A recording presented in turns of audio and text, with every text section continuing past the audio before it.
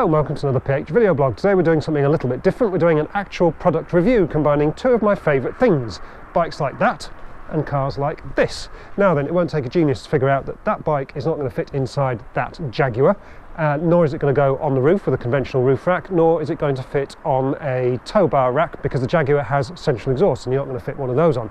Nor would you really want to drive around in an F-Type with an ugly roof rack fitted all the time. So what's the solution? Well, in theory, it's this. This is called a Sea Sucker. It's a suction-based bike rack, and the theory goes is that we'll carry that bike on that car to a nice place to go riding.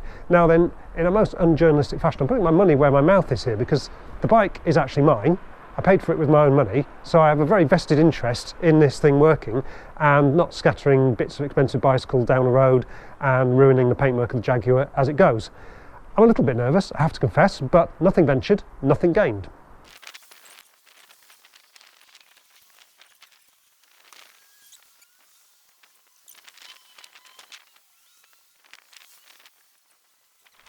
Right, the essential proof of concept time. As you can see, I've successfully fitted the Sea Sucker rack to the Jaguar. I've managed to put my bike up there as well.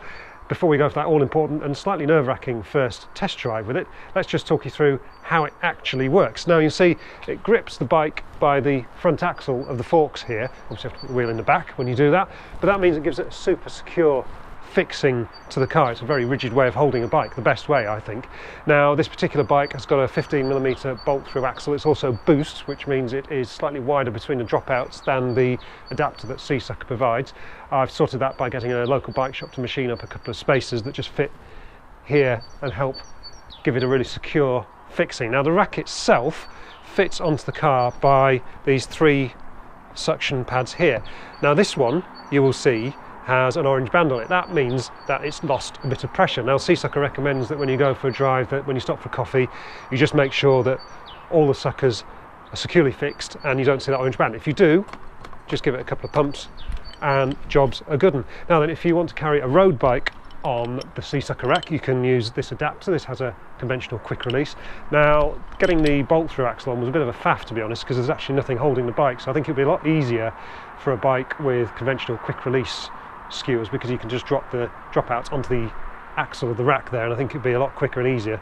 This was a little bit unstable as I was trying to fit it on. I was a little bit nervous about scratching the roof of the car, particularly worrying with a carbon fibre roof like I've got on the Jaguar here. But anyway, that's how it works with this particular bike. Now then, at the back you'll see there is another suction mount here. This holds the back wheel, but one of the things you'll spot is that these two elements are completely separate, so that really opens up a whole range of different cars that you could fit this rack to. I really don't think there are many limitations. You could have maybe even a convertible, or certainly a supercar like a Ferrari or a McLaren or something like that with a flat rear deck or a stepped rear boot lid or anything really. It'll fit pretty much any car. One thing I have discovered as well, which is really handy, is that because the rack rotates around the fork here and the back bit is separate, you can still actually open the boot of this car with the bike on the roof. That's really handy because sod's law, you get the thing on the roof and then you think, oh damn, I left the wheel on the ground beside the car, now I'm going to have to take it all off and put it back in. Not the case with this particular setup, so that is really comforting as well. My only slight worry, I have to say, is security. When you park up at, if you stop for a meal on the way home or something like that, these things come off really, really quickly, so you're going to have to make sure that you can see the bike or it's parked somewhere secure, because that's my only real concern, that somebody could have your bike away in 30 seconds if they were so inclined. Other than that, it's obviously a really, really handy system.